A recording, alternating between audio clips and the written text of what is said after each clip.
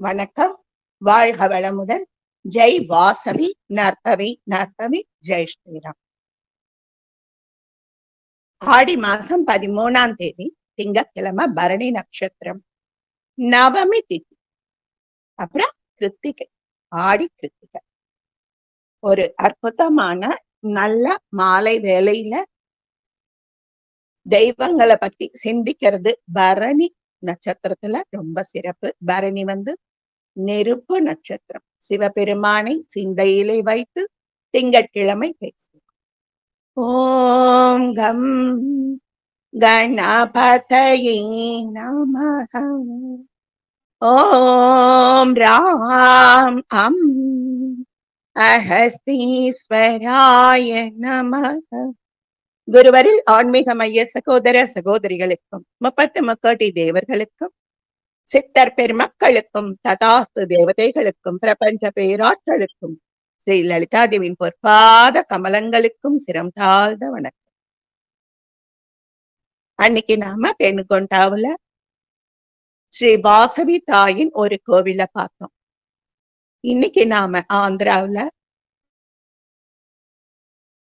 அன்னவரம் அப்படிங்கிற கஷேத்திரத்தையும் ஆதி பெண்கொண்டா முக்கமாலா மானசாதேவி டெம்பிளையும், நேரம் இருந்தால் இன்னும் ஒரு கோயிலையும் எடுத்து வச்சிருக்கேன், அதையும் பார்க்கலாம். அந்த இன்னொரு கோவில் ராஜமுந்திரியில இருக்கிற மகாகாலேஸ்வரர் கோவிலுங்க.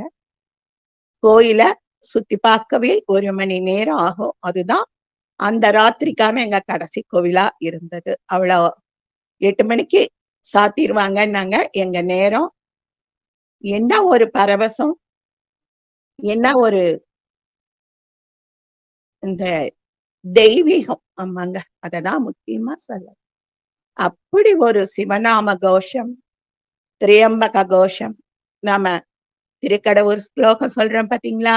ஓம் திரியம்பகம் யஜாமகே சுகம் திம் புஷ்டிவர்தனம் ஓர்வாரிகமிவ பந்தனான் மிருக்ஷோர் முக்ஷமாமிருதாத். அந்த ஸ்லோகம் திருப்பி திருப்பி சொல்லிட்டு இருந்தாங்க. என்ன விசேஷம்? நேபாளம் போனவங்களுக்கு தெரியலாம். பசுபதிநாத் கோவில், அதுல 4 பக்கம் முகம் இருக்குமா அந்த சிவனாருக்கு. இந்த ராஜமுந்திரி கோவில்ல 4 வாசல் இருக்குங்க. மத்தியில் ஒரு பெரிய சிவலிங்கம். அதுக்கு ஒரே ஒரு முகம் மட்டும் மேல உச்சியில வச்சிருந்தாங்க வெள்ளி கவச்சத்துல. எதிரில ஒரு காளி தேவி, தாரா தேவி, எங்கம்மா கல்கத்தா தாரா தேவி பவதாரிணி நிக்கிறாங்க பாருங்க. ஒரு 3 அடிக்குள்ளாரதாங்க இருக்கும் அவங்க ஹைட்டு. 2 பேரும் அந்த அந்த அதிர்வலைகள் அந்த இடத்துல யார் சொல்றாங்கன்னே தெரியலீங்க. ஓம் ஓம் அப்படி ஒரு மந்திர அலையோசை கேட்டதுங்க. அந்த கும்பல்லையும் அப்படி ஒரு அலையோசை கேட்டது. அற்புதமான ஒரு தெய்வீகம். போன தடவை நாங்க பெண்கொண்டா போன பாதை வேறு, இந்த தடவை நாங்க போன பெண்கொண்டா பாதை வேறு. இந்த தரம் இந்த கோவில் எல்லாம் நாங்க காண கொடுத்து வைத்தது பூர்வ ஜென்ம புண்ணியம்ங்கிறது சத்தியமான உண்மை. உங்களோட பகிர்ந்துக்கிறேன். அன்னவரம் சத்யநாராயணர் கோவில், அது எங்க இருக்குன்னா ஆந்திராவுல அன்னவரம் அப்படிங்கிற கஷேத்திரத்துல இருக்கு. சரி, ஏன் அன்னவரம் சத்யநாராயணா? நாம எல்லாம் இப்ப எல்லா இடத்துலயும் அன்னதானம் செய்யறோம் பாத்தீங்களா? அந்த அன்னவரம், நம அன்னதானம் செய்யும் அன்னவரம் அன்னபூரணி தாய் நமக்கு காசியில எப்படி யாரும் பசியோடு இருக்கக்கூடாதுன்னு அன்னம் வரமா தராங்களோ, அப்படி இவங்களும் வர்றவங்களுக்கு எல்லாம் சமைச்சு போட்டுட்டு இருக்காங்க. அந்த அன்னவரம் சத்யநாராயணர் கோவில்ல உள்ள கர்ப்ப கிரகத்துல சத்யநாதரா மகாவிஷ்ணு, சத்ய தேவியா மகாலட்சுமி, பக்கத்துல சிவபெருமான் நல்ல நாக பூஷணத்தோட அருமையா நிக்கிறாங்க. ஆந்திரா சைட்ல எப்பவுமே இந்த நாகங்களுக்கு கொஞ்சம் முக்கியத்துவம் தராங்க. அன்னைக்கு அத பார்ப்போம். அப்புறம் இன்னி 4ஆம் தேதி ஆடி அமாவாசை வருதுங்க. அத பத்தியும் கொஞ்சம் பார்த்துடலாம். ஆடி மாசம் பிறந்ததுமே தட்சிணாயன புண்ணிய காலம் பிறந்துடுச்சு. சூரியனார் என்னமோ நிலையா நிக்கிறார். அவருடைய அருளாசியை கொடுக்கிறார். ஆனா பூமி சுத்திக்கிட்டே இருக்கு பாத்தீங்களா? ஒரு க்ஷணம், ஒரு கண்ணிமைக்கும் நொடியில 60ல ஒரு பங்கு விக்கட்டி. அந்த விக்கட்டியில பூமி அப்படியே தன்னைத்தானே டர்ன் பண்ணிக்கிறாங்க. நம்ப முடியுமா? சுத்தர பூமியில நம்ம சுத்தாம நடக்கிறோம், வீடு கட்டி வாழறோம். இனிமே பூமி இந்த ஆடி 1ல இருந்து தட்சிணாயன புண்ணிய காலத்துல பயணம் செய்யும். தட்சிணாயன புண்ணிய காலத்துல தெற்கு திசையிலிருந்து அந்த தெற்கு பாதை வழியாக சூரியனின் கதிர்களை நாம் பெறுவோம். இதுல என்ன செய்யணும்? இந்த அசைவம் சாப்பிடுறாங்க பாத்தீங்களா, அவங்க இந்த ஆடி மாசம் சாப்பிடக்கூடாது. ஏன்னா ஆடி பெரட்டாசிங்கிறது ரொம்ப விசேஷமான காலம். அப்போ கொஞ்சமாவது மானிடனா நம்ம ஜென்மா எடுத்திருக்கோம். இந்த ஜென்மாக்குன்னு ஒரு கர்மா தீரணும்னு தானே பூமிக்கு நாம வந்திருக்கோம். கொஞ்சமாவது நாக்க கட்டுப்படுத்தி இறை நாமாக்களை சொல்லணும் அப்படின்னு ஒரு ஐதீகம். புனிதமான நதிகள் எங்கெங்க இருக்கு, அங்கெல்லாம் போய் குளிச்சுட்டு அங்க இருக்கிற அடியார்களுக்கு அன்னதானம் செய்யலாம், உணவு வழங்கலாம். பணம் வழங்க வேண்டாம், உணவு வழங்கலாம். பணம் நாம கொடுத்தோம்னா அது தவறான வழியில செயல்படுறாங்க. அதனால பசிக்கு உணவிடலாம். இந்த ஆடிக்கு என்ன சிறப்பு ஒரு தடவை நாம பகிர்ந்திருக்கோம், இருந்தாலும் இன்னைக்கு ஒரு தடவை சொல்லிடலாம்.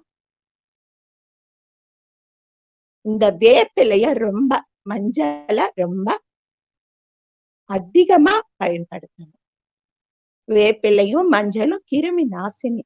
இந்த ஆடியில கொஞ்சம் கிருமி கீட்டகங்கள் அதிகமா சுத்தம், அதுவங்க கிட்ட இருந்து நம்மளை காப்பாத்திக்க மஞ்சளையும் வேப்பிலையும் இந்திய பண்பாட்டுல ஆதியிலிருந்து நாம புழங்கிக்கிட்டு வரோம். எல்லா ஊர்லயும் காவல் தெய்வமா மாரியம்மா, காளியம்மா, எல்லம்மா, ஐயனாரப்பா, மதுரவீரா, மாடசாமி, கருப்பண்ணசாமிங்கிற அந்த கிராம தேவதைகள் தாங்க நமக்கு துணை. திக்கில்லாதவருக்கு தெய்வமே துணை. அம்மா அப்படின்னு கூப்பிட்டோம்னா அம்மா வீட்டுல இருந்து அம்மா கொஞ்சம் எட்டி பார்க்க நேரமாகலாம். ஆனா நம்ம அக்கம் பக்கத்துல நம்ம கூடவே இருக்காங்க பாத்தீங்களா இந்த இந்த தெய்வங்கள், கிராமப்புற தெய்வங்கள். உடனே வந்து என்ன அப்படின்னு கேட்பாங்க. அதனால இவங்களுக்கான விழாக்கள், மாவிளக்கு போடுறது எல்லாமே இந்த இந்த ஆடி மாசத்துல செய்யணும். நாங்களும் முக்கமலா மனசா தேவி டெம்பிள்ல மாவிளக்கு போட்டோம். இந்த ஆடி மாசத்துலதான் நெல்லை மாவட்டம் சங்கரன் கோவில்ல 12 நாள் அம்மனின் ஆடி தபசு. இதை நாம ஒரு வகுப்பு எடுத்திருக்கோம். ஹரியும் சிவனும் ஒண்ணு அப்படிங்கிறத பூமிக்கு உணர்த்த தேவி தன்னுடைய தேகத்தை லஹிமாவாக அணுவாக சுருக்கி ஒரு ஊசி எடுத்து அதுல ஒத்த கால நின்று தபஸ் பண்ணாங்களாம். பூமிக்காக, பூமி மக்கள் ஓய்வதற்காக இந்த தெய்வங்கள் எவ்வளவு பாடுபடுறாங்க. ஆடி மாசத்துல தண்ணியோட வரவு அதிகமா இருக்கும். இப்ப சேலம் பக்கம் எல்லாம் குளிர்து, நிறைய குளிர்து. அங்கங்க கொஞ்சம் இயற்கை சீற்றங்களும் தென்படுதுன்னு கேள்விப்படுறோம். அதனால ஆறு, குளம், ஏரி, கடல்னு நீர்நிலைகள்ல போறவங்க புது நீர் வரும் பொழுது பார்த்து பக்குவமா போயிட்டு. இப்போ ஏன் இந்த ஆடியை இவ்வளவு சிறப்பா கொண்டாடுறோம்னா, ஆடி மாதம்னா அம்மன் மாதம். சிவனின்றி சக்தியோ, சக்தியின்றி சிவனோ முழுமை பெறாது. இருந்தாலும் சிவனை விடவும் இந்த ஆடி மாசத்திலையும் புரட்டாசி மாசத்திலையும் அம்மனின் அதீத சக்தி அபரிதமா நமக்கு கிடைக்கும். கேரளாவுல ஆடி மாசத்தை ரொம்பவும் பாதுகாப்பா கொண்டாடுவாங்களாம். ஏன்னா கிருமிகள் அங்க இன்னும் கொஞ்சம் மலையாள தேசம் அல்லவா, கொஞ்சம் அதிகமா பாதிக்குமா. அதனால அவங்க ரொம்ப பாதுகாப்பா கொண்டாடுவாங்களாம். நம்ம ஆடி அமாவாசை, புரட்டாசி அமாவாசை, மகாலய பட்சம் இந்த 2லயும் முன்னோர்களுக்கு திதி கொடுப்பதை வழக்கமா வச்சுட்டு இருக்கோம். நமக்கு ஒரு வருடங்கிறது தேவர்களுக்கு ஒரே ஒரு நாள்.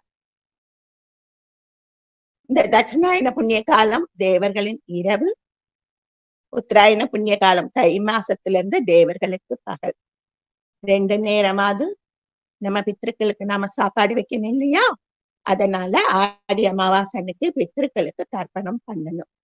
போற இடத்துல எல்லாம் நாம போய் ஐயர தர்ப்பணத்துக்கு தேடிட்டு இருக்க முடியாதுங்கிறதுனால கருப்பு எள்ளு, தர்ப, கொஞ்சம் சில்லறை நாணயங்கள் இதை வச்சுக்கிட்டா எங்க நீர்நிலைகள் தென்பட்டாலும் மந்திரம் தெரிஞ்சவங்க மந்திரம் சொல்லலாம், மந்திரம் தெரியாதவங்க தண்ணியில நின்னு முதல்ல தலைக்கு தண்ணி தெளிச்சுக்கிட்டு அப்புறம்தான் கை காலை நனைக்கணும்.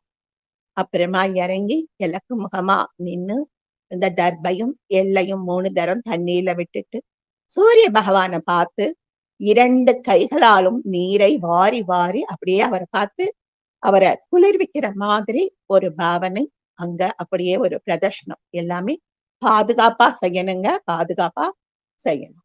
ஆடி பௌர்ணமினா ஹயக்ரீவர் அவதாரம்.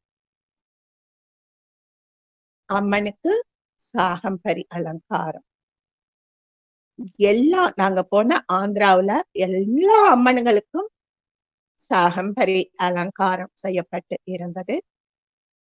காய்கறிகளும் கனி வகைகளும் அப்படியே படைச்சு எவ்வளவு அழகா அத சிறப்பா காட்சிப்படுத்த முடியுமோ தோரணங்களாக, குலங்களாக அம்மனுக்கு அலங்காரம் பண்ணி வச்சிருந்தாங்க பாருங்க. மாவுள் அம்மா, அவங்கள அடுத்த வாரம் பார்ப்போம். அந்த மாவுள் அம்மாங்கிறது நம்ம இங்க சமயபுரம் மாரியன் மாதிரி அவ்வளோ ஒரு சிறப்பான ஸ்தலம், அவ்வளோ பெரிய ஆக்கிருதி.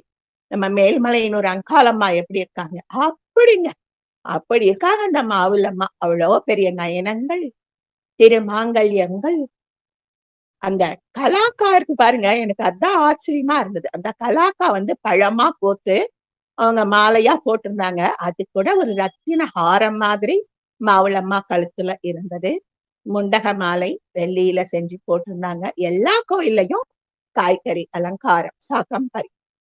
இந்த ஆடி மாசம் சுக்ல தசமில திக் தேவதா விரதம் இருக்கணுமா. இது எனக்கும் தெரியாது, நான் இந்த வகுப்புக்காக எடுத்தப்போ இது வந்தது. திக் தேவதைகளை அந்தந்த திக்குகளில் வணங்கி பூஜித்தால் நினைத்தது நடக்கும். அடியன் தினமுமே கிழக்கு திசைக்கு அதிபதியான சசி தேவேந்திரா நமஸ்காரம், அக்னி தேவா ஸ்வாகா தேவி நமஸ்காரம், தெற்கு பக்கத்துல யமதேவா பத்தினியுடன் கூடியவனே நமஸ்காரம், கன்னிமூலை கணபதி சித்தி புத்தி நமஸ்காரம், மேற்கு திசைக்கு அதிபதியான வருணா மனைவியோடு கூடியவனே நமஸ்காரம், வாயுமூலைக்கு முருகனும் மகாலட்சுமியும் அதி பாக்கியம் பெறாங்க, அவங்களுக்கும் நமஸ்காரம், வடக்குல குபேரன் இருக்காரு, அவருக்கும் ஒரு நமஸ்காரம். அப்புறம் ஈசான்யம் தான் இருக்கிறதுலே முக்கியமான ஸ்தலம். வாஸ்து புருஷன் குடிக்கொண்டு இருக்கும் ஸ்தலம். வாஸ்து புருஷன் அங்க தலை வச்சு கன்னிமூலையில கால் வச்சு படுத்திருப்பார். தினமும் அவங்களுக்கும் ஒரு வணக்கம் சொல்லுவோம். ஆனா சுக்ல தசமியில இப்படி கும்பிடணும் அப்படிங்கிறது அடியனுக்கும் புது தகவல். உங்களோட நான் இதை பண்ணிக்கிறேன். சுக்லபட்ச ஏகாதசி முதல் கார்த்திகை மாத சுக்லபட்ச பட்ச ஏகாதசி வரை உபவாசம் இருப்பாங்களாம் அந்த காலத்துல பெரியவங்க. இப்ப நாம உபவாசங்கிறது இப்ப வர்ற புதன்கிழமை ஏகாதசி நாங்களும் சாதம் மட்டும் சாப்பிட மாட்டோம். தலைக்கு குளிச்சுட்டு வீட்டுல இருக்கிற சத்யநாராயண விக்கிரகத்துக்கு பூஜை பண்ணி நாங்க செய்வோம். அவங்க உபவாசம் இருப்பாங்க. அந்த காலத்துல உபவாசம் இருக்கிறதுன்னா நம்ம அவுள பக்குவம் பண்ணி சாப்பிடுவாங்க. அந்த அவுள கூட வெளியில வாங்க மாட்டாங்க, வீட்லயே அவங்க சுத்த பத்தமா வேக வச்சு நெல்ல அந்த தீட்டுறதுக்கு ஆளுங்களை கூட்டி வருவாங்க. பாட்டி வீட்டுல அந்த நெல்லை தீட்டி அவுள் எடுக்க அவங்களையும் தலைக்கு குளிச்சுட்டு வந்துதான் தீட்ட சொல்லுவாங்க. அந்த அவுளதான் அவங்க அன்னைக்கு பலகாரமா ஒரே ஒரு நேரம் மட்டும் எடுத்துவாங்க. அந்த உபவாசம் இருந்தா அவ்வளோ நல்லதா. ஆடி மாதம் கிராம தேவதை கோயில்கள் உள்பட எல்லா கோயிலும் திறந்துருவாங்க. அது குட்டி கோயிலோ பெரிய கோயிலோ சின்ன கோயிலோ எல்லா கோயிலும் திறந்துருவாங்க. ஆடி செவ்வாயில கோவில்ல எலுமிச்சம்பழ விளக்கு ராகு நேரத்துல ஏத்துனா அவ்வளவு விசேஷம். ஒரு நாளும் எலுமிச்சம்பழ விளக்க வீட்டுல ஏத்தக்கூடாது. ஆடி மாசம் வளர்பிறை துவாதசி நாள், அதாவது வர்ற வியாழக்கிழமை நமக்கு வளர்பிறை துவாதசி தொடங்குது. பெண்கள் துளசி பூஜை, நாங்கெல்லாம் தினமுமே துளசி பூஜையும் நெல்லி மரம் பெரிய நெல்லி மரம் வச்சிருக்கோம், அவங்களையும் பூஜை செஞ்சிருவோம். கன்னியாகுமரி மாவட்டத்துல தோவாலை அப்படிங்கிற ஊர்ல முருகன் கோயில் இருக்கும். ஆடி மாதம் கடைசி வெள்ளிக்கிழமை அங்கல முருகனுக்கு கூட கூடையா மலர் கொட்டி மலர் அபிஷேகம் செய்வாங்களாம். இத அவங்க ஆடியிலே மலர் முழுக்கு அழகு வேல் முருகனுக்குன்னு சொல்லுவாங்களாம். ஆடி பெருக்கு நமக்கு எல்லாருக்கும் தெரியும். ஸ்ரீரங்கம் அம்மா மண்டபத்துல ரொம்ப விமர்சையா நடைபெறும். ஏன்னா காவேரி அம்மா அங்க ஸ்ரீரங்கம் ரெங்கநாதரை மாலையாக சுத்தி வர, அதனால அங்க அவ்வளவு விமர்சனம். செவ்வாய்க்கிழமையும் வெள்ளிக்கிழமையும் காமாட்சி வணங்குனா ரொம்ப சுபம். நம்ம வீட்டுல நம்ம காமாட்சி தீபம் வச்சிருக்கோம், அவங்களையும் கும்பிடலாம். காமாட்சி படம் இருந்தாலும் தபஸ் பண்ண காமாட்சியை மனசுல நினைச்சு கும்பிடலாம். ஆடி மாசம் முழுக்க முழுக்கவே எல்லா தேவிகளை காமாட்சி, மீனாட்சி, விசாலாட்சி, பங்கஜாட்சி, நீலாயதாட்சி, மனஜாட்சின்னு இந்த அக்ஷி அப்படின்னு முடியக்கூடிய தெய்வங்கள் பெயர்களை நாம எப்ப வேணா சொல்லிக்கிட்டே இருக்கலாமா. ஏன்னா நம்மள கண்ணை திறந்து காப்பாத்துவாங்க. அக்ஷி அப்படின்னா கண் பார்வை, அவங்க கண் பார்வையில நாம இருக்கணும் அப்படிங்கிறதுக்காகவா. ஆடி மாசம் முத்து மாரியம்மன் நம்ம எல்லாருமே கும்பிடுவோம். சேலத்துல கோட்டை மாரியம்மன் இருக்காங்க, நாங்க அவங்களுக்கு போயிட்டு வருவோம். சேலத்தை சுத்தி 8 மாரியம்மன் இருக்காங்க, அவங்க எல்லா இடத்துலயும் பண்டிகை போட்டாச்சு. மகாவிஷ்ணுவையும் கும்பிடணும், ஏன்னா அவர் தான் அம்மா சிவன் அப்பா. எப்பயுமே ஏகாதசி துவாதசி அன்னைக்கு யாருக்காவது சாப்பிடுற பொருளோ ஒரு பாலோ பழமோ கொடுத்தா அவ்வளவு விசேஷம். இந்த ஆடி மாசம் கஜேந்திரன் அப்படிங்கிற யானையை முதலை கவ்விய போது அந்த யானை ஆதிமூலமேன்னு கதற திருமால் சக்கர ஆயுதத்தை ஏவி யானையை காப்பாத்தினாரு. அதனால ஆடி மாசம் எல்லா திருமால் ஸ்தலங்களிலும் கஜேந்திர மோட்சம் நடக்குது. இப்ப நாம கொஞ்சம் கஷ்டம் வந்தாலும் அழுத்துக்குவோம், ஏப்பா அவங்களெல்லாம் நல்லா வச்சிருக்க, என்ன மட்டும் ஏன் இவ்வளவு கஷ்டப்படுற. இந்த கஜேந்திரனானது 1000 வருஷம் முதல்ல கிட்ட சிக்கிச்சு.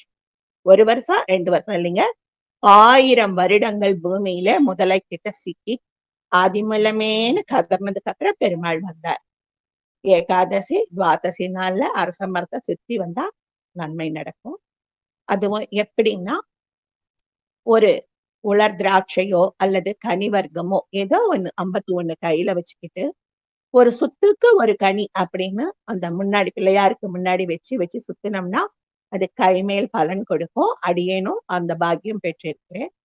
தஞ்சாவூர்ல நிசும்ப சூதனி உக்கிரகாளி அம்மா கோவில் இருக்கு. ஆடி 18ஆம் பெருக்குக்கு தஞ்சை மாவட்டம் அங்க அல்லோல கல்லோல படுமா அந்த நிசும்ப சூதனிங்கிறது ரொம்ப ரௌத்ரமுள்ள பத்ரகாளி, போர் தெய்வம். பட்டீஸ்வரம் துர்கை எப்படி போர் தெய்வமோ அதே மாதிரி நிசும்ப சூதனியும் போர் தெய்வம். ஆடி வெள்ளிக்கிழமை நம்ம எல்லாருமே சாமி கும்பிடுவோம். ஒவ்வொருத்தர் கலசம் வைப்பாங்க, தேங்காய் வச்சு கும்பம் வச்சு கலசம் கட்டி கும்பிடுறவங்களும் இருக்காங்க. செய்யறவங்க அது பத்தடியா பின்தொடரணும். நாம தினமுமே குத்து விளக்குக்கும் காமாட்சி விளக்குக்கும் பூஜை பண்ணிடுவோம். இந்த ஆடி மாசம் அவங்களுக்கு நாம மஞ்சள் குங்குமம் ஒரு சிறு மலராவது எடுத்து வச்சா அவ்வளவு புண்ணியம். லலிதா சகஸ்ரநாமத்தை சொல்லணும் தான் இங்கேயும் சொல்றாங்க. நாங்க தினமுமே லலிதா சகஸ்ரநாமம் அந்த பாட்டா பாடிட்டு இருப்போம். அப்புறம் எந்த 100 ஸ்லோகமும் சொல்லிடுவோம். சின்ன குழந்தைங்களை அம்மனா பாவித்து ரவிக்க துணி, சீப்பு, குங்கும சிமிழ், கண்ணாடி, வளையல், தாம்பூலம் கொடுக்கணும்.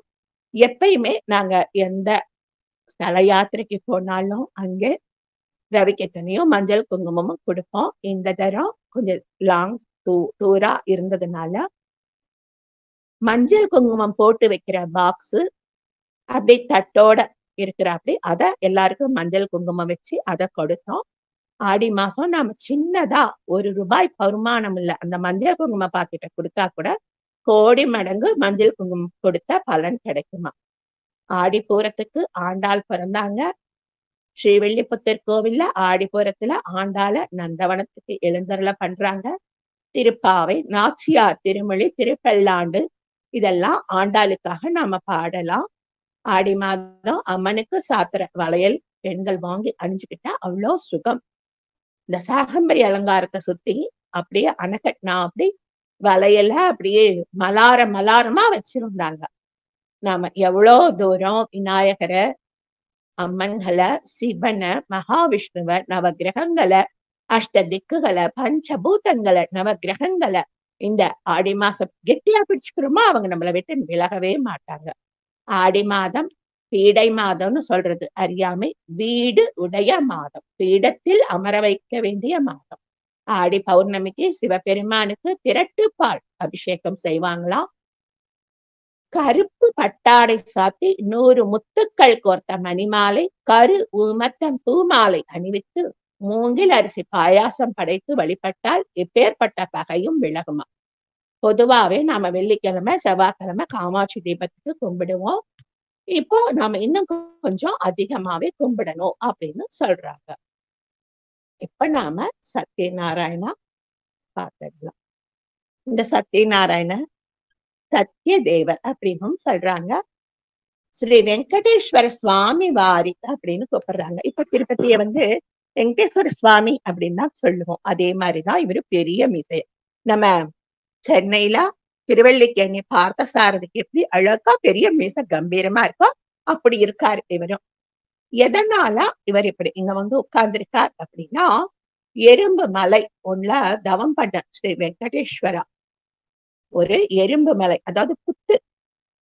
நம்ம வால்மீகி எப்படி புத்தோ அதே மாதிரி இந்த வால்மீகி புத்து மேல துவாரக மகரிஷி தவம் பண்ணிட்டு அதுக்கப்புறம் இந்த பெருமாள் காட்சி கொடுத்ததாக சொல்றாங்க. கங்கா, யமுனா போன்ற வட இந்திய நதிகள் பிறப்பிடம் செல்லும் வரை புனிதமா கருதுறா. அப்படி கிருஷ்ணா, கோதாவரி இருக்கிறதுலே மிக நீளமான நதி கோதாவரி. அவங்க வழியெல்லாம் நாங்க பார்த்து ரசிச்சுக்கிட்டே போனோம். அதே மாதிரி அங்க நம்ம துவாரக திருமலையா அன்னைக்கு பார்த்தோம். இன்னைக்கு நாம சத்ய தேவருங்கிற சத்யநாராயணனை கும்பிடலாம். இங்க நாங்க ரொம்ப ரசிச்சு பார்த்த ஒரு தெய்வம் பிதாபுரம் தத்த பிரபு கோவிலுங்க. தத்தாத்திரேயர் ஸ்வயம்புவான். அந்த தத்தாத்திரேயர் கோவில்லையும் அவர் எத்தனை அவதாரம் எடுத்தார். இதுல புனேவை தாண்டி வடக்குல அந்த கோவில் நான் பார்த்திருக்கேன். ஸ்ரீபாத வல்லபா அப்படிங்கிறாங்க. அந்த ஸ்ரீபாத வல்லபராக, வியாசராக, தத்த பிரானாக, அப்புறம் கணபதியாக அவரு மொத்தம் 12 அவதாரங்கள் தத்த பிரபு எடுத்தாராம். அது அத்தனையும் அங்க கருவறையில பளிங்கு சிலைகளாக பார்த்தோங்க. அவர் அப்படி பார்க்கும்போது சுத்தியும் தத்த பிரபுனாலே 4 வேதம் தான். இந்த 4 வேதங்கள் ரிக், யஜுர், சாம, அதர்வனா. அந்த ரிக், யஜுர், சாம, அதர்வன வேதங்கள் 4ம் 4 நாய்களாக அவர் கூடவே இருக்கு. நம்ம ஏற்கனவே ஒரு தரம் பார்த்திருந்தாலும் இப்ப ஒரு தரம் அதை சொல்ல கடமைப்பட்டிருக்கேன். இந்த பத்ராஜலம் போனோம் பாத்தீங்களா, அங்க உச்சி சிகரத்துல ஒரு ஸ்ரீ சக்கரம் இருந்ததுங்க. அந்த ஸ்ரீ சக்கரம் எப்படின்னா, கோதாவரி ஆத்துல வெள்ளம் வந்ததாம் ஒரு தரம். அப்படி வெள்ளம் வந்தப்போ கோவில சுத்தி மூழ்கிடுச்சான். ஆனா கோயிலுக்குள்ளார இருந்த அர்ச்சகர்கள் அங்கிருந்த பொருட்களை வச்சு கோயிலை விட்டு வெளியில வராம சுவாமிக்கு அபிஷேக, ஆராதனை, நைவேத்தியம் எல்லாம் செஞ்சாங்களாம். அந்த தண்ணியில ஒரு பெரிய சக்கரங்க மிதந்து வந்திருக்கு. அதை எடுத்துட்டு அந்த பத்ராச்சலம் கோபுரத்து மேல வச்சிருக்காங்க. அந்த பத்ராச்சலம் சஞ்சர்ல கோப்பண்ணா அவர் தான் கட்டினாரு. அவர் ஒரு பாட்டும் இருக்கு. அந்த பாட்டு இப்ப கொஞ்சம் அடியனுக்கு தொண்டை சரியில்லாததுனால அதோட விளக்கத்தை மட்டும் சொல்லிடுறேன். 14 நாட்கள் பச்சைக்கிளிய கூண்டுல வச்சதுனால 14 வருடம் அவர் ஜெயில இருக்கார். அப்ப பாடுறார், உன் மனைவி சீதைக்கு சிந்தாக்கு பதக்கம் அப்படின்னா, புளிய இலைய வரிசையா தொடுத்தா எப்படி இருக்குமோ அப்படி பதக்கமால பண்ணி போட்டேனே. அதுக்கு 10,000 வராகன். இப்ப சொல்றமே பவுன், அது இல்லைங்க, வராகன்னா ரொம்ப பெருசு. செலவாச்சு. அது யாரு? உங்க அப்பா தசரதர் கொடுத்தாரா, உன் மாமனார் ஜனகர் கொடுத்தாரா அப்படின்னு ஒரு கிண்டலா ஒரு பாட்டு வரும். சீதம்மாக்கு చేయిస్తిని చింతాకు పథకాలు రామచంద్ర పథకానికి పెట్టేను 10,000 మొరగిల్లు రామచంద్ర. మీ అబ్బ దశరథ మహారాజు తెచ్చెను, లేక మీ మావ జనక మహారాజు పంపెను.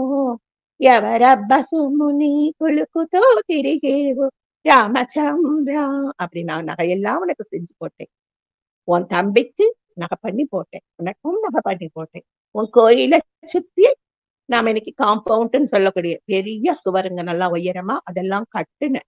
அதுக்கெல்லாம் காசு யாரு? உங்க அப்பா தசரதர் அனுப்புனாரா, ஜனகர் அனுப்புனாரா? இந்த மக்கள் கிட்ட இருந்து வாங்கின வரி பணத்துல தானே செஞ்சேன். ஆனா இந்த மக்கள் கிட்ட இருந்து வாங்கி வரி பணத்தை நான் சாப்பிட்டேன், உங்களுக்கு தானே பண்ணுனேன் அப்படின்னு அந்த பாட்டுல ரொம்ப அழகா வருது. அந்த பாட்டு ரொம்ப நல்லா இருக்கும். இன்னொரு வாய்ப்பு கிடைக்கும் போதும் நாம பார்க்கலாம். இன்னைக்கு நாம தத்த பிரபு கோவில்ல பார்த்த ஒரு அற்புதத்தை பார்க்க கொடுத்து வச்சிருக்கு. தாக்ஷாயணி தேவி தட்ச யாகத்துக்கு போறாங்க. தட்சன் அவமானப்படுத்துறார். அந்த யாக குண்டத்துல தன்னைத்தானே அவங்க அர்ப்பணிச்சுக்கிட்டாங்க. அவங்களுடைய மரித்த தேகத்தை சிவனார் தூக்கி கொண்டு ஆடுறாரு. மகாவிஷ்ணு தன்னுடைய சுதர்சன சக்கரத்தால அது 51 துண்டுகளா அத வெற்றாரு. அது விழுந்த இடம் ஒவ்வொன்னும் ஒவ்வொரு சக்தி பீட்டம். இந்த இடத்துல பிருத்திகாபுரம், அந்த தத்தப்பிரபு கோவில பிருத்திகாபுரம் புருபுருஹிதா தேவி அப்படிங்கிறாங்க. அந்த கோவில்ல அம்மனை நேரடியா பார்க்க முடியாது, கண்ணாடி வழியாதான் நம்ம பாக்குறோம். ஒவ்வொருத்தர் சொல்றாங்க புருவம் விழுந்த இடம்னு. இல்லைன்னா தேவியோட பிருஷ்ட பாகங்கள் விழுந்த இடம் அப்படின்னும் சொல்றாங்க. அவ்வளவு அதிசயமான ஒரு கோவிலை நாங்க அங்க சந்திக்க முடிஞ்சது. இந்த பிதாபுரம் அப்படிங்கிறது பஞ்சராம கஷேத்திரத்துல ஒண்ணுங்க. அங்க 5 ராமர் கஷேத்திரம், தாக்ஷாராமம், பத்ராச்சலம், பஞ்சராம கஷேத்திரமான பிதாபுரம் இந்த மாதிரி இருக்கு. இன்னும் 2 கஷேத்திரம் நாங்க போயிருக்கோமா இல்லையான்னு அடியனுக்கும் தெரியல. நம்ம சேலத்தை கட்டியாலும் 8 மாரியம்மன் பெயர்களையும் இங்க சொல்ல விளைகிறேன். கோட்டை பெரிய மாரியம்மன் அருள் தருவாங்க. சின்ன கடவீதி சின்ன மாரியம்மா சிங்காரமா சிரிப்பாங்க. அம்மாப்பேட்டை பலபற்ற மாரியம்மன் ஆயிரக்கணக்கான மாவிளக்கோட வருவாங்க. பொன்னம்மாப்பேட்டை மாரியம்மன் பொண்ணு மாரியம்மன். அன்னதானப்பட்டி மாரியம்மா அழகு மாரியம்மா. செவ்வாப்பேட்டை மாரியம்மா செல்வ மாரியம்மா. குகையில இருக்கிற மாரியம்மான்னா வண்டி வேடிக்கைக்கு ரொம்ப ரொம்ப ரொம்ப அவங்களுக்கு வண்டி வேடிக்கை தாங்க அங்க அவ்வளவு சிறப்பா இருக்கும். எள்ளு போட்டா எள்ளு எடுக்க முடியாது. அங்க நாங்க தத்தா பிரபுவை சந்திச்சோம், பிருகிதா தேவிய சந்திச்சோம். சீரா பாலக்கொள்ளு சீரா ராமலிங்கேஸ்வரர் கோவில் போனோம். காணக்கண் கோடி வேண்டும் சொல்றது அதுதான். அங்க இன்னொரு விசேஷமும் நடந்தது. நாங்க ஒரு 3:30 மணிக்கே போயிட்டோம். 4 மணிக்கு மேலதான் கோவில் திறந்தாங்க. கோவில் மண்டபத்துல நிறைய பெண்கள் பக்தி ஸ்ரத்தையோட உட்கார்ந்து அழகா அச்சு மாதிரி ஒண்ணு வச்சிருக்காங்க. அந்த அச்சுக்குள்ளார களிமண்ணை உருட்டி திரட்டி அந்த சின்ன பள்ளத்துல வச்சு நம்ம கொழுக்கட்டை செய்யும் போது லாக் பண்ணுவோம் இல்ல, அப்படி மூடுறாங்க. உள்ள இருந்து அழகான லிங்கம் வருது. ஒரு கோட்டி லிங்கம் செஞ்சு ஆந்திராவில் இருக்கிற ஸ்ரீ சைலம் பிரமராம்பா மல்லிகார்ஜுன சுவாமி கோயிலுக்காக அவங்க செஞ்சுட்டு இருந்தாங்க. அத அவங்க கையில தொட்டு பாருங்கன்னு சொன்னாங்க. நம்ம எல்லா இடத்துக்கும் போயிருக்கோம், வந்திருக்கோம், பஸ் ஏறி எல்லாம் போயிட்டு வந்திருக்கோம். நாங்க சேவிச்சுட்டு போட்டோ மட்டும் எடுத்துட்டு வந்திருக்கேன். அதுவே நான் இங்க கொடுத்துருக்கேன். அதையும் நாம இன்னைக்கு பார்க்கலாம். இந்த முக்கமாலா மானசா தேவி டெம்பிள், அந்த மானசா தேவி போன வாரம் சொன்னேன்னா விட்டுட்டேன்னா எனக்கு தெரியல. சந்தான மானசா தேவி நான் எங்கேயும் பார்த்தது கிடையாதுங்க. அந்த சந்தான மானசா தேவி புருஷன் பொண்டாட்டி கையில குழந்தை, 3மே நாகங்கள். அவ்வளவு அருமையான ஒரு சந்தான மானசா தேவி நாங்க பார்த்தோம். இந்த பிதாபுரம் தத்த பிரபு சொன்னேன் இல்லைங்களா, ஸ்ரீபாத வல்லப தத்தாத்திரேயரோட அவதாரம்னு அவங்க பக்தர்கள் சொல்றாங்க. இந்த பிதாபுரம் முதல்ல பிட்டபுரம் அப்படின்னு அழைக்கப்பட்டிருக்கு. 4ஆம் நூற்றாண்டுல சமுத்திரகுப்தர் அலகாபாத் ஒரு கல்வெட்டு இந்த நகரத்தை பத்தி கல்வெட்டுல குறிச்சிருக்காங்க. 4ஆம் நூற்றாண்டு. இப்ப நாம இருக்கிறது 21ஆம் நூற்றாண்டு. அத்தனை நூற்றாண்டுகள் கடந்தும் அந்த கோவில் நல்லா பிரகாரங்களோட மண்டபங்களோட அற்புதமா இருக்கு. அந்த தேவியை நினைச்சா இப்பவும் எனக்கு சிலுக்குது. பிருபிருஹிதா தேவி. அத அனுபவிக்கும் போது நல்லா தெளிவா புரியும். இந்த கல்வெட்டெல்லாம் அங்க இருக்கு. விஷ்ணபுர மன்னர் மகேந்திரனை தோற்கடித்து 4ஆம் மற்றும் 5ஆம் நூற்றாண்டில் ஜெயிச்ச மன்னன் அந்த கல்வெட்டை அங்க வச்சிருக்காராம். அங்க நாங்க கல்வெட்டு பார்க்கல, அங்க இருக்குன்னு சொல்றாங்க. கலிங்கத்தோட ஒரு பகுதியா இது இருந்திருக்கு. சாளுக்கிய மன்னர் 2ஆம் புலிகேசி விஷ்ணபுரத்தை அவரோட ராஜ்யத்தோட சேர்த்துக்கிட்டாரு. அதுக்கப்புறம் வெங்கி சாளுக்கிய நம்ம விமலாதித்த சாளுக்கிய நிர்வாக பிரிவுல ராஷ்டிர கூட்டத்துல இந்த பிதாபுரமும் ஒன்னா சேர்ந்திருக்கு. பிதாபுரம் சாளுக்கியர்கள் என்று அழைக்கப்படும் சாளுக்கியர்கள் 12ஆம் நூற்றாண்டு 13ஆம் நூற்றாண்டு இத ராஜமுந்திரின்னு சொல்லக்கூடிய இடத்த பிதாபுரத்தை திராட்சாராம் அத திராட்சாராம்ங்கிறாங்க. எல்லா பகுதியும் ஆட்சி செஞ்சிருக்காங்க. சிறப்பாக இந்த கோயில்களை நல்லாவே அவங்க பராமரிச்சுட்டு வந்திருக்காங்க. இந்த நகரத்துலதான் குரு புருஹிதிகா தேவி 18 ஆதி சக்தி பீட்டங்கள ஒன்னா இருக்கு. நாம இந்த திசைகளை பத்தியும் பார்த்தோம். இன்னும் நேரம் இருந்தா அதையும் பார்க்கலாம்.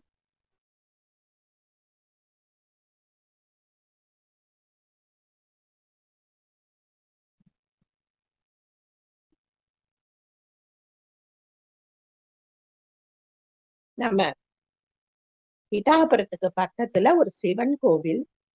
அந்த சிவன் கோவிலை பத்தியும் சில பல செவிவழி கதைகள் இருக்கு. அத அவங்க நாம இங்க சொடலமாடன் சாமின்னு சொல்றோம். அந்த மாதிரி அந்த ஊரு சின்ன, அதாவது சின்னன்னு சொல்லக்கூடாது, கிராம தேவதைகள் வழியாக அவங்க கும்பிட்டுட்டு வந்திருக்காங்க. அதோட முழு சரித்திரமும் எனக்கு கிடைக்கல. அதனால நான் தென்னகத்து சுடலை கடவுளை இங்க கொண்டு வரேன். ஏன்னா எனக்கு அங்க அவங்க சரியா சொல்ல தெரியல. எனக்கு தெலுங்கு படிக்க தெரியல, அதுவும் உண்மை. தெலுங்கு கத்துக்கிட்டே மறந்துடுச்சு. அங்க இருந்த ஒரு சின்ன பெரிய கிராம தேவதையோட கதைய இங்க தென்முகத்துல நடந்ததா இங்க அடியேன்னு சொல்றேன். அகஸ்தியர் எப்பவுமே நம்ம தென்புலத்துல அதிகமா சுத்துவாரு. முருகப்பெருமான் நமக்காக வந்த தமிழ் தெய்வம். விஸ்வாமித்திரர், வசிஷ்டர் இப்படி எல்லாரும் வராங்க. அப்படி அதர்மம் ஒரு சமயம் தலைவிரிச்சு ஆடிச்சு. இப்போ எப்படி கொஞ்சம் தர்மம் தடுமாறிச்சோ அப்ப தர்மம் தடுமாறி இருக்கு. பெண்களுக்கு பாதுகாப்பு இல்லாம மது மாது சூது போதைன்னு இருந்திருக்காங்க. அந்த சமயத்துல அதர்வண வேதத்தை கொண்டு ஒரு மந்திரவாதி அங்க இருந்த தேவியின் நகைகளை களவாடி தன்னுடைய மகளுக்கு சீதனமா கொடுத்திருக்க. அது அப்படி செய்யக்கூடாது நீங்க அப்படின்னு எல்லாரும் சொல்லியிருக்காங்க. யார் எல்லாம் அவங்களை எடுத்தாங்களோ அவங்கள அந்த மந்திரவாதி வாய கட்டிட்டானா. அதனால எல்லாரும் இப்ப நாம எப்படி ஐநாரப்பா முனியப்பா சொடலமாடான்னு கூப்பிடுறோமோ அப்படி அந்த பெரும் தெய்வத்தை கூப்பிட்டுருக்காங்க. ஏன் இப்படி பண்ண நீ? நல்லவங்களை என்னைக்கும் சோதிக்கிறது தான் நாட்டுல பழக்கமா? உன்னுடைய தங்கத்தையே உன்னால பாதுகாத்துக்க முடியல, மக்களை எங்க நீ பாதுகாக்க போற அப்படின்னு கேள்வி கேட்டிருக்காங்க. விடுமா சாமி, நகை காணாம போயிடுச்சு, சுவாமியோட நகைகள். அதனால அந்த மந்திரவாதி ரொம்ப அட்டகாசம் பண்ணியிருக்கான், அவன் தான் கொண்டு போயிருக்கான்னு தெரியுது. அதனால ஒரே ஒரு பக்தன் வந்து ஒரு சொட்டு தண்ணீர் விட்டாராம். கோதாவரி நதி தீரத்து கரையில நின்னு, எவ்வளோ நீளமான நதி நீ, இந்த என்னுடைய கண்ணீர் துளி உன்னில பட்டு சிவனை சென்று அடையட்டும் அப்படின்னு நியாயம் கிடைக்கட்டும்னு சொன்னாராம். அதனால அந்த ஊர்ல இருந்த அந்த கிராம தேவத்தை அன்னைக்குரிய நகைகளை கொண்டு வந்து ஒப்படைச்சிடு, இல்லைன்னா அவன் குளத்தை அழிச்சிடுவேன்னு மிரட்டி இருக்காரு. அந்த மந்திரவாதி நீயாச்சு உன் மிரட்டலாச்சின்னு 8 அடுக்கு மாளிகையில தன் மகளை காவலா வச்சாங்களாம்.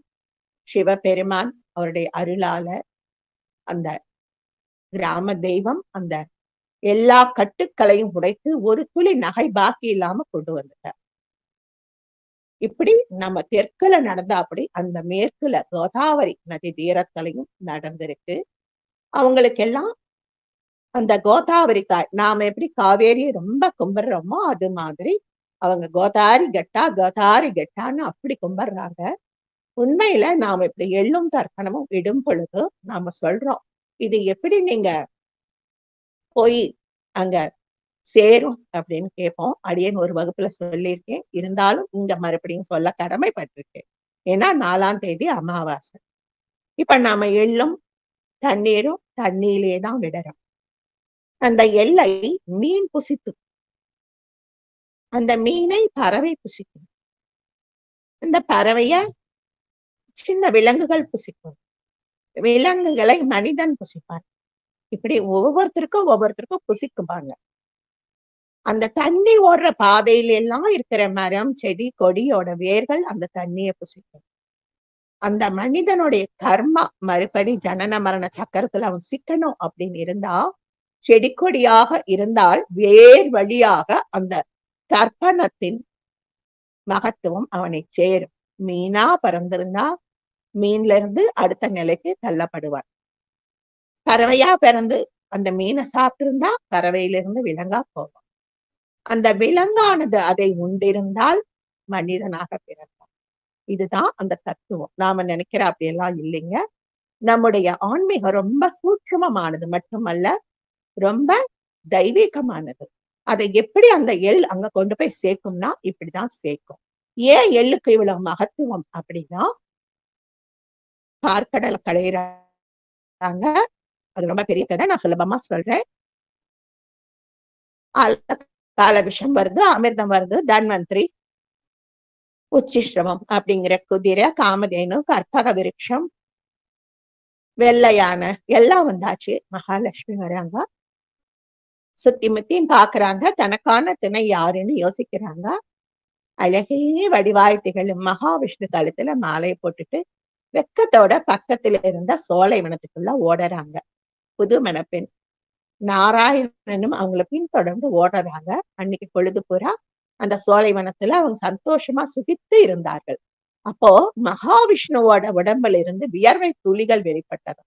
அந்த வியர்வை துளிகளே எள்ளாக மாறிச்சு. அதனாலதான் எள்ளுக்கு இவ்வளவு இவ்வளவு விசேஷம். இந்த சத்யநாராயணனுக்கு நான் ஒரு போட்டோவும் அனுப்பியிருக்கேன்னு நினைக்கிறேன். 3 பாகமாகவும் ஒரு இடத்துல இருக்காருங்க. அடிப்பகுதி பிரம்மா, நடுப்பகுதி சிவன், உச்சியில மகாவிஷ்ணு. அப்படியும் ஒரு பெரிய விக்கிரகம் அங்க இருக்கு.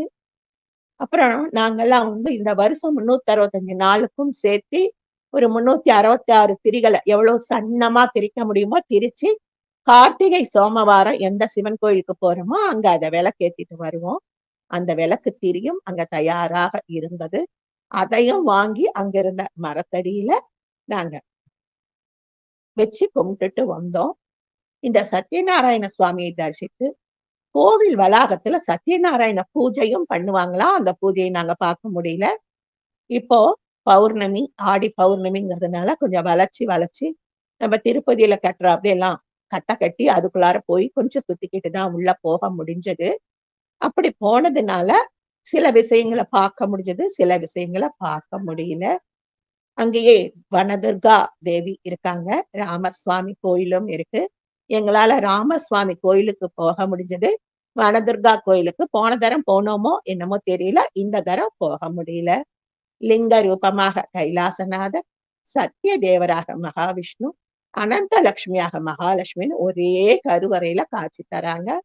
ஒரு பெரிய தேர் மாதிரி அமைப்பாங்க. அது எங்களுக்கு தெரியல, உண்மையை ஒத்துக்கணும். இப்ப தாராசுரம் தேர் மாதிரி இருக்கு. உத்தராயண புண்ணிய காலத்துக்கு ஒரு வாசல், தட்சநாயன புண்ணிய காலத்துக்கு ஒரு வாசல் நமக்கு பார்க்க முடியுது. அங்க நம்மளால பார்க்க முடியல. அப்புறம் இருக்கிறதுலயே ரொம்ப பெரிய கொடிமரமா அந்த சத்யநாராயண கோவிலு. கொடிமரம் அருகில உள்ள தூணுல அர்ச்சாவதாரங்கள், தசாவதாரங்கள் வடிக்கப்பட்டிருக்குன்னு சொல்றாங்க. ஸ்வஸ்திக் சின்னத்தை தலைகீழாக வரைந்து வழிபடும் விநாயகர் கோவில் இருக்கான். அதையும் நாங்க பார்க்க முடியல. சத்யநாராயண விரதம் செய்யறதுக்கு சின்ன சின்ன ஹோம குண்டங்கள் கட்டி வச்சிருக்காங்களா. நாங்க மத்தியானம் போனதுனால அதை பார்க்க முடியல. அல்லது அது வேற பாதையாக இருந்திருக்கலாம். அப்புறம் நாம ரவா கேசரி செய்யறோம் பாத்தீங்களா, அதுல கோதுமை ரவையை கொண்டு அவங்க ரவா கேசரி செய்யறாங்க. இது மாதிரி நாங்க சத்யநாராயணரையும் சேவிச்சோம், பிருபரிகிதா தேவிய சேவிச்சோம், பிதாபுரத்துல தத்தப்பிரபுவை சேவிச்சோம். அந்த பிதாபுரத்துல இன்னும் ஒண்ணே ஒண்ணு ஒரு 5 நிமிஷம் எடுத்துக்கிறேன். ரொம்ப பிடிச்ச ஒரு குளத்துக்கிட்ட கயாசுரனை பார்த்தோங்க. கயாசுரனை நாங்க அப்படியே படுக்கை கோலத்துல பார்த்தோம். யார் இந்த கயாசுரன்? பூமியில பலி சக்கரவர்த்தி எப்படி மக்களுக்கு நன்மை பண்ணாரோ அதே மாதிரி கயாசுரனும் நன்மைதான் பண்ணாரு. இந்த பூ உலகத்தையும் எப்படி ஜனக மகாராஜா, தசரதர், முஷுகுந்த சக்கரவர்த்தி, பலி சக்கரவர்த்தி எல்லாம் ஒரு குடையின் கீழ் ஆண்டார்களோ அதுபோல் கயாசுரன் எங்கே ஆண்டுடுவானோ தேவர்களுக்கு ஒரு பயம். அவன்கிட்ட போய் கயாசுரா நலமான்னு கேக்குறாங்க. அவன் சிரிக்கிறான். எதுக்கோ வந்திருக்காங்க இவங்க அப்படின்ட்டு சிரிக்கிறான். சொல்லுங்க, உங்களுக்கு நான் என்ன செய்யணும்? கயா, பூமி இப்ப சுபிட்சமா இருக்கு. ஆமா. உன்னால ஒரு வேலை செஞ்சா இன்னும் சுபிட்சமா இருக்கும். ஆஹா, நாங்க ஒரு நல்ல யாகம் செய்ய நிர்ணயம் பண்ணிருக்கோம். இந்த பிரதேசத்திலயா உங்களுக்கு என்ன உதவி அடியேன் செய்யணுமோ நான் செய்யறேன். பிதாபுரத்துல கயா கிழக்கு கோதாவரி மாவட்டத்துல இருக்கு. மொத்தம் 5 கயா சொல்றாங்க. பிதாபுர கயாவை, கிழக்கு கோதாவரி மாவட்டத்துல இருக்கிற கயாவை பாத கயா அப்படிங்கிறாங்க. வாரணாசிலையும் ஒரு கயா இருக்கு. விஷ்ணு பாத கயா அப்படிங்கிறதும் அங்க இருக்கு.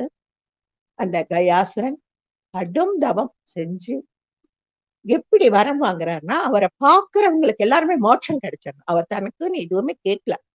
தன்னை யார் பாக்குறாங்களோ அவங்களுக்கு மோட்சம். என்னடா இது இயற்கைக்கு மாறா இருக்கு, எல்லா ஜனங்களும் மோட்சத்துக்கு போயிட்டா உலகத்துல எப்படி பாவ புண்ணிய கணக்கு தீர்க்கிறது? அதனால வராங்க. உன்னால எங்களுக்கு வேலையாகணும்னு சொல்றாங்க. சொல்லுங்க அப்படிங்கிறாங்க. நீ பண்ணுன இந்த வேலையால தப்பு பண்ணவங்களுக்கும் மோட்சம் கிடைக்குதப்பா. ஆமா, நீங்க சொல்றது சரி. அதனால இந்த வேலைக்கு நீ துணை போனதனால் பவித்ரா யாகம் ஒண்ணு செய்யலான்னு இருக்கோம். எங்களுக்கு கொஞ்சம் நிலம் வேணும். நிலத்தை கொடுக்கிறார். தேவர்கள் கயாசுரனின் நிலம் வேண்டினார்கள். ஒவ்வொரு இடத்துலயும் ஜனங்க நல்லதும் பண்ணிருக்காங்க, கெட்டதும் பண்ணிருக்காங்க. ஆமா. அப்ப இந்த பூமியில புனிதம் கெட்டு போச்சு இல்லையா? ஆமா. அப்ப இந்த பூமியை புனிதம் பண்ணணும் இல்ல? ஆமா. நீ என்ன வர வேண்டுன? உன்னை பாக்குறவங்களுக்கு எல்லாம் மோட்சம்னு கேட்டியா? ஆமா. அப்ப நீ என்ன பண்ற? உன்னுடைய தேகத்தையே யாக சாலையாக மாத்திக்கொடு. அவரால எவ்வளவு வளர முடியுமோ அவ்வளவு வளர்ந்தார். கயாசுரன் எவ்வளவு தூரம் அகலமாகவும் நீளமாகவும் உயரமாகவும் பருத்தும் எப்படி வளர முடியுமோ அப்படி வளர்ந்தார். அந்த கயாசுரனை படுக்க வச்சாங்க, புனிதப்படுத்தினாங்க. கயாசுரா, உனக்கு ஏதாவது வர வேணும்னா கேளு. இந்த யாகம் பூரண ஆனா போதும், அதுவே எனக்கு புனிதம். ஏன்னா என்னால தப்பு செஞ்சவங்களும் மோட்சம் போயிட்டாங்க, அதனாலதான் இந்த பவித்ர யாகம் அப்படின்னு அவன் மன்னிப்பு கேட்கிறான். அப்ப மகாவிஷ்ணு சொல்ற, யாகம் முழுசா முடியிற வரைக்கும் நீ அசையக்கூடாது. சரி. ஏன்னா மறுபடியும் கயாசுரன் உயிர் பெற்று வருவதில் தேவர்களுக்கு விருப்பம் இல்லை. அதனால ஒரு தந்திரம், நீ யாகம் முடிவடையும் வரை அசையக்கூடாது. சரி. அவருடைய நெஞ்சு பகுதியை யாக குண்டமாச்சுங்க. 7 நாள் யாகம் பண்றாங்க. எந்த அளவுக்கு மந்திர உச்சாடனம் செய்யறாங்களோ அந்த அளவுக்கு அந்த தேகமானது அமைதியாக தன்னை ஸ்தம்பனம் பண்ணி கொண்டு காத்திருந்தது. அசையல, கண்ணு இமைக்கல. அப்படியே பவித்ர யாகத்துக்கு சென்றான். ஒவ்வொரு நாளும் அவனுடைய செவிகள் விழித்தே இருக்குமா. 7 நாள் கேட்டான் இல்லையா? ஒரு நாள் சேவல் கூவுனா ஒரு நாள் ஆச்சு, மறுநாள் சேவல் கூவுனா அது மறுநாள் ஆச்சு, 7 நாள் அப்படின்னு அவனுக்கு கணக்கு. 6 நாள் முடிச்சிருச்சு, இன்னும் ஒரு நாள் சேவல் கூவணும். சேவல் கூவினதும் அவங்க அந்த யாகத்தை பூர்ணாகுதி பண்ணி மணி அடிப்பாங்க. அதை கேட்டுட்டு நாம அசைஞ்சிடலாம். அது வரைக்கும் இந்த தேகம் விழிப்பு நிலையிலே இருந்தாலும் அசையாம இருக்கலாம் அப்படின்னு அவன் காத்திருப்பான். சிவபெருமான் என்ன பண்றாருன்னா, ஒரு பொய்க்கோழி, ஒரு பொய் சேவல் ரூபம் எடுத்து கூவுறார். யாகத்துக்கு இன்னும் சில பல நாளிகைகள் இருக்கும் பொழுதே கூவுறார். அதனால சிவபெருமான் கூவலை கேட்ட கயாசுரன் சற்றே அசைய, மகாவிஷ்ணு நீ வார்த்தை தவறிட்ட, உனக்கு மறுபடியும் இந்த பூமியில வாழ தகுதி இல்லை. கயாசுரன் புரிஞ்சுக்கிட்டான், தேவர்கள் தன்னை தந்திரமாக ஏமாத்திட்டாங்க. சரி, இதுவும் இறைவன் சித்தம். இந்த கயாசுரன் மறுபடியும் உயிர் தேழ விரும்பல. ஆனா இந்த கயாசுரனின் தேகத்துல யார் யார் பிண்ட பிரதானம் பண்றாங்களோ அவங்களுக்கெல்லாம் முக்தி கொடுங்க. அவன் என்னைக்குமே தனக்காக கேட்கலைங்க. சரின்னு ஒத்துக்கிட்டாச்சு. அந்த கயாசுரன் மேல பவித்ர யாகம் செஞ்சாச்சு. அவன் உடலை அப்படியே விட்டாச்சு. விட்ட உடல் என்னாச்சு? பூமியிலேயே இருந்தது. அவனுடைய எலும்புகள் எல்லாம் வஜ்ரங்களாக, வைரங்களாக மாறி, அவன் உடம்பின் சதையெல்லாம் தங்கமா மாறிச்சு. அவனுடைய ரத்தம் எல்லாம் மாணிக்க கற்களாக மாறிச்சு. கண்கள் எல்லாம் நீலோத்பல கற்களா மாறிச்சு. அவனுடைய மல ஜலங்கள் கூட கோமேதகங்களா மாறிச்சு. அவனுடைய பற்கள் முத்துக்களா மாறிச்சு. அவனுடைய இதழ்கள் பவளங்களா மாறிச்சு.